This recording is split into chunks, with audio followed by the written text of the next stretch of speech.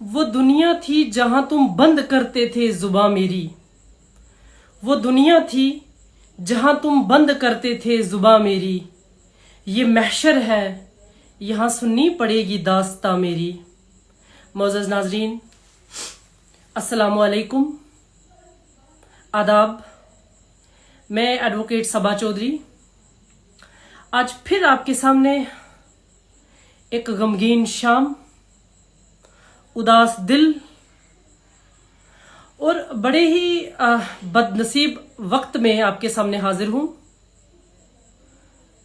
जैसा कि आप सबको मालूम है कि कल किश्तवाड़ के छात्रू विलेज में जो हादसा हुआ, एक 12 साला बच्ची के साथ जो दरिंदगी हुई, एक स्कूल टीचर ने जो कि एक उसकी बाप की मानद था, उसने बच्ची के साथ जो किया, उसने पूरी दुनिया को झंझोड़ के रख दिया है।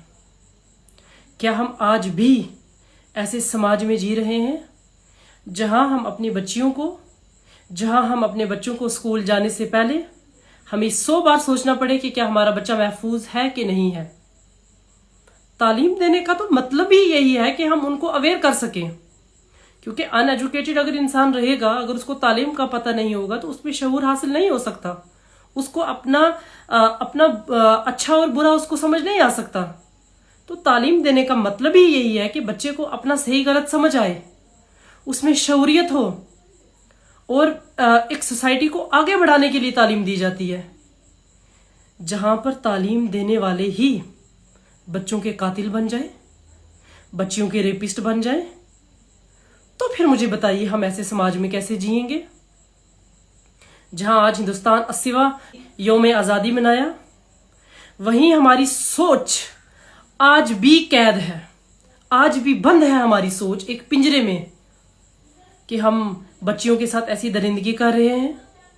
मैं बच्ची का नाम तो नहीं लूंगी, क्योंकि बच्ची का नाम लेना, जिस बच्ची के साथ जुल्म हुआ, कानूनी जुर्म है, और दूसरा उसके पेरेंट्स के लिए, और मुझे लगता है कि उस बच्ची का जो नाम है या बच्ची के माँ बाप का नाम है वो हमें लेना भी नहीं चाहिए, क्योंकि ऐसे एक तो उनकी इज्जत पर बात आती है और दूसरा वो ह्यूमिलेट होते हैं। मेरे पास ये FIR की कॉपी है जो FIR दर्ज की गई किश्तवाड़ पुलिस स्टेशन में। इस FIR में इन्होंने BNS की सेक्शंस लगाई हैं 61, जिसमें इन्होंने पनिशमेंट फॉर 61 में है जनाब क्रिमिनल कॉन्स्पायरेसी। उसके बाद इन्होंने 65(1) लगाई है, जिसमें punishment for rape in certain cases होगी जो बच्चियां 16 साल से नीचे होती हैं। सेक्शन 90 लगाई है इन्होंने जो मिसकैरेज के रिलेटेड है। सेक्शन 91, 92 लगाई है, ये भी बच्चे की डेथ के रिलेटेड है। पॉक्सो की इन्होंने prevention of children from sexual offences act 2012 की इन्होंने सेक्शन 4 लगाई है, जो कि पेनिट्रेटिव सेक्सुअल असॉल्ट की सेक्शन है। सेक्शन 6 लगाई है, सेक्सुअल असॉल्ट की है। सेक्शन 8 लगाई है इन्होंने, ये भी सेक्सुअल असॉल्ट की है। सेक्शन 10 लगाई है इन्होंने और सेक्शन 17 लगाई है। बहरहाल FIR से तो हम सेटिस्फाइड हैं कि जम्मू कश्मीर पुलिस ने एक अपना काम निभाते हुए, अपनी ड्यूटी निभाते हुए FIR लगाई, और इन्होंने पॉक्सो के तहत भी और BNS के तहत भी इन्होंने सेक्शंस जो है वो दर्ज की। अक्यूज्ड, यहां पर 2 अक्यूज्ड बताए गए हैं FIR में, जिनमें से एक का नाम है खालिद हुसैन और दूसरे का नाम है तारिक हुसैन।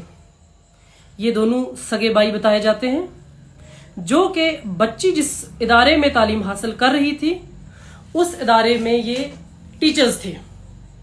खालिद हुसैन जो मुसलसल बच्ची के साथ रेप करते रहे, और तारिक हुसैन जो उनकी अबैटमेंट यानी उनका साथ देते रहे। तो मैं ये कहना चाहती हूं कि क्या कब तक सिर्फ FIR दर्ज होती रहेंगी और अक्यूज अंदर बैठे रहेंगे? क्या बडगाम में जो बच्ची के साथ केस हुआ उस केस में FIR नहीं दर्ज हुई थी? क्या पुंछ में जो बच्ची के साथ रेप हुआ और बच्ची के साथ जो गिरोनी हरकत हुई उसमें FIR दर्ज नहीं हुई थी? FIR तो हजारों के नंबर से दर्ज हो रही हैं। बट मैं ये कहना चाहूंगी और मैं ये समझती हूं कि इन लोगों को जेल के अंदर बैठकर खाना खाने का हक भी नहीं है। इनको सीधे फांसी पे लटका देना चाहिए। पॉक्सो में तो साफ साफ इन्होंने लिखा है, सेक्शन 4 और 6 के तहत उन्होंने सीधे सीधे लिखा है कि डेथ का उन्होंने डेथ पनिशमेंट दी है, तो दीजिए ना। ऐसे दरिंदों को जब तक ये समाज में रहेंगे तो सामने वाला भी या किसी और इंसान को भी ये लगेगा हाँ ठीक है, वो रहा था 2-4 दिन अंदर, साल अंदर रहा था, वापिस आ गया। लेकिन उस बच्ची के माँ बाप का क्या? लेकिन उस बच्ची की जिंदगी का क्या? जो बच्ची स्कूल में पढ़ाई हासिल करने गई और वापस उसकी लाश आती है। मैं ये भी कहना चाहूंगी कि जो भी इसमें अक्यूज सिर्फ 2 नहीं हो सकते, ये पूरी गैंग थी। एक अक्यूज को जिन्होंने हेल्प की, बच्ची का जो है उसको मेडिकली एक्सप्लॉइट किया, आपने उसको मेडिकली एक्सप्लॉइट कैसे कर दिया? बच्ची को अबॉर्ट कैसे कर दिया? जब आप एक फीमेल, अडल्ट फीमेल को, जो एक मेजर फीमेल होती है, वो इज अबव 18 ईयर्स, आप उसका अबॉर्ट जो है वो उसकी कंसेंट के बगैर आप नहीं कर सकते। तो बच्ची को आपने कैसे किया? बच्ची, छोटी बच्ची, 12 साल की बच्ची पे आपने इतने जुल्म कैसे ढाए? और मेरी वहां के कुछ लोगों से भी बात हुई है और सुनने में ये आया है कि ये मामला कुछ दिन पहले ही शायद बच्ची की फैमिली को पता चल चुका था। लेकिन ऐसी क्या वजूहात रही, ऐसे क्या रीजंस रहे कि जो बच्ची के पेरेंट्स हैं, जो उसकी फैमिली है, वो लॉ एनफोर्सिंग एजेंसीज के पास नहीं जा सकी? किस चीज ने उनको रोक के रखा था? ऐसा क्या था कि उन्होंने हिम्मत ही नहीं की शिकायत दर्ज करने की? जब बच्चे का कत्ल हुआ तब जाके मामला सामने आया है। मैंने सुना है कि कुछ बच्ची की फैमिली को प्रेशराइज करने की कोशिश भी की, या उनको जो है एक पैसों की लालच देने की कोशिश भी की। अरे हमारी इज्जत क्या पैसों से खरीदोगे आप? एक बच्ची जिसकी जान चली गई, जिसके साथ आपने रेप किया, जिसके नाजुक जिस्म को आपने अबॉर्ट कराया, आप उसके बदले में पैसे दे रहे हैं? हमारी इज्जत पैसों से खरीदी जाएगी क्या? मैं यही कहना चाहूंगी कि मेरा और तमाम जितने भी लोग हैं उन सब का इस टाइम यही कंसर्न है कि एफआईआर तो जम्मू कश्मीर पुलिस ने दर्ज कर ली है और अक्यूज्ड दिन तक तो जो मालूम हुआ था कि वो अरेस्ट नहीं हुए थे, अभी का उसके बाद मुझे इल्म नहीं है। जल्दी से जल्दी अक्यूज्ड को अरेस्ट किया जाए। अरेस्ट जितने भी अक्यूज्ड हैं, सिर्फ खालिद हुसैन या तारिक हुसैन को नहीं, जितने भी इस केस में मुलविस हैं, चाहे वो मेडिकल स्टाफ है, चाहे वो स्कूल का स्टाफ है, चाहे वो अक्यूज्ड की फैमिली है, या जो भी इस केस में इन्वॉल्व हैं, they all must be behind bars. आपने एक मासूम बच्ची की जान ले ली और आप दंदनाते फिर रहे हैं सोसाइटी में। आपको कोई हक नहीं है जीने का। और मैं एसएसपी किश्तवाड़ से, मैं डीआईजी साहब से, मैं एलजी साहब से और मैं उमर सरकार से, मैं सबसे मैं आप लोगों से यही रिक्वेस्ट करूंगी कि प्लीज इस केस को इतना इबरतनाक अंजाम इसका होना चाहिए कि आज के बाद कोई भी इंसान ऐसा करने का सोचे भी ना। अरे एक एग्जाम्पल तो सेट करके देखिए आप। जब आप एक एग्जाम्पल सेट करेंगे तो मुझे लगता है कि नेक्स्ट टाइम ऐसा करने से पहले कोई एक बार तो सोचेगा, एटलीस्ट एक बार तो सोचेगा। तो और मैं बच्चों के माँ बाप से भी मैं यही रिक्वेस्ट करूंगी, जितना भी मेरा गुजर बरादरी का लोग है, जितना भी मेरा गुजर बकरवाल बरादरी का लोग है, वो तो अपना यही रिक्वेस्ट करूं, मेरी थारा के यही इल्तजा है कि अपनी बच्चियां ना नीलाम मत करो, अपनी बच्चियां ना दूजा कार मत भेजो। अगर तुम उन्हें पाल नहीं सकता तो बच्चा पैदा ही मत करो। और मेरी थारा के यही इल्तजा है कि अपना बच्चा ना लुखी सिन्नी जिस तरह की तम उन्हें रोटी दे सकें तम उन्हें दो। तम उन्हें लूण मर्ची के नाल अगर रोटी दे सकें, तम अगर उन्हें कोई अच्छी गजा नहीं दे सकता तम उन्हें वाई दो। लेकिन मेरी थारा के हाथ जोड़ के यह रिक्वेस्ट है कि तुम अपनी बच्चियां ना किसी के घर मत भेजो, किसी पर भरोसो मत करो, अपनी बच्चियां ना जो एक्सप्लॉइट मत कराओ। एक्सप्लॉइट करने का मतलब यो है कि उन्होंने पर जुल्म मत करवाओ।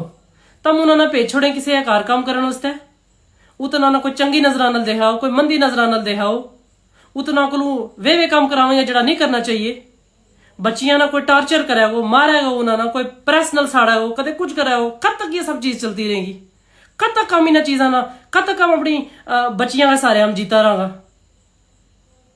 अगर तुम उन्होंने पढ़ा नहीं सकता, तुम उन्होंने अच्छा तरीका नाल इज्जत की 2 रोटी दे गए, उन्होंने पाल दे सके ना, तुम 2 उन्होंने इज्जत का निवाला दे गए, उन्होंने पाल के बड़ा दे कर सके ना। मेरी थारा की यही रिक्वेस्ट है, जितना भी हमारा क्योंकि ये हमारी कम्युनिटी में ज्यादा ये बीमारी है कि हम अपनी बच्चियां ना क्या करें, अपना बच्चा पहला हम बच्चा पैदा कर दे छुड़ा, फिर बाद में हम उन्होंने पाल नहीं सकता और हम उन्होंने बंड छुड़ा लोगों के घर। और खास कर उनको बिल्कुल चाइल्ड लेबर बच्चों की भी है, बच्चियों की भी है, लेकिन मेरी खास करके यह रिक्वेस्ट है कि बच्ची ज्यादा एक्सप्लॉइट में, बिल्कुल बच्चा भी एक्सप्लॉइट में, उन्होंने भी स्कूल पढ़ती एज में बच्चा ना कदे किसी दूजा घर नहीं भेजना चाहिए, उन्होंने कदे लेबर नहीं करानी चाहिए।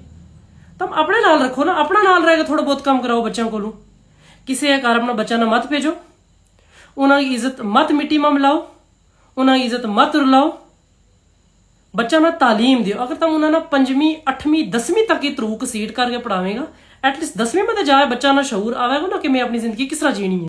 तरूक सीट करके तुम अपना बच्चा ना अगर 10वीं या 12वीं करावेगा तो एटलीस्ट उन्होंने उसके बाद पता चलेगा ना। आज इतना सारा गुजर हॉस्टल्स है, वैसे तो पेरेंट्स जरा अफोर्ड कर सकें, ठीक है, अपना बच्चा ना अच्छा स्कूल में पाओ, अच्छा हॉस्टल्स में पाओ, उन्होंने पढ़ाओ, लेकिन अगर कोई पेरेंट्स अफोर्ड नहीं कर सकते तो गुजर हॉस्टल से, फ्री का हॉस्टल से अच्छी तालीम लबेली पारी यो अपना जम्मू में गुजर हॉस्टल, गर्ल्स हॉस्टल है, बॉयज हॉस्टल है, बच्चा अपना ना तालीम दो, उन्होंने एक शऊर का रास्ता पर चलाओ और उन्होंने दसो कि समाज कब तक हम ST ले गए, कब तक हम बैकवर्ड क्लासेस जड़ी है या हम कैटेगरी ले गए जीता रहा, हम फॉरवर्ड क्यों नहीं हो जाता, क्यों नहीं हम अपना बच्चा ना सारा ना तालीम देता।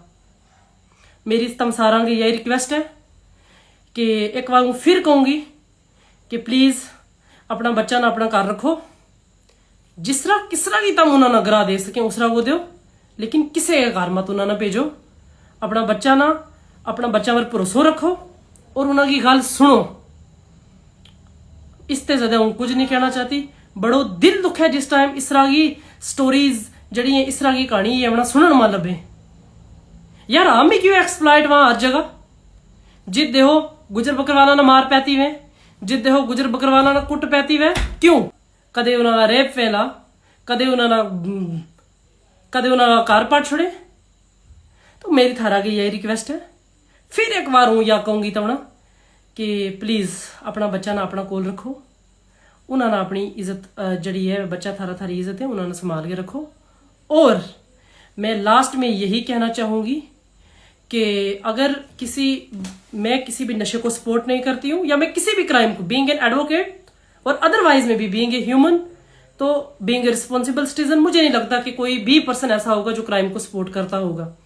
बट अगर आप NDPS में किसी से 10 ग्राम चर्स पकड़ने पे या 50 ग्राम चर्स पकड़ने पे अगर आप उसका घर डिमोलिश कर सकते हैं, तो क्या आपको नहीं लगता कि यहां पे भी आपको घर डिमोलिश करनी चाहिए?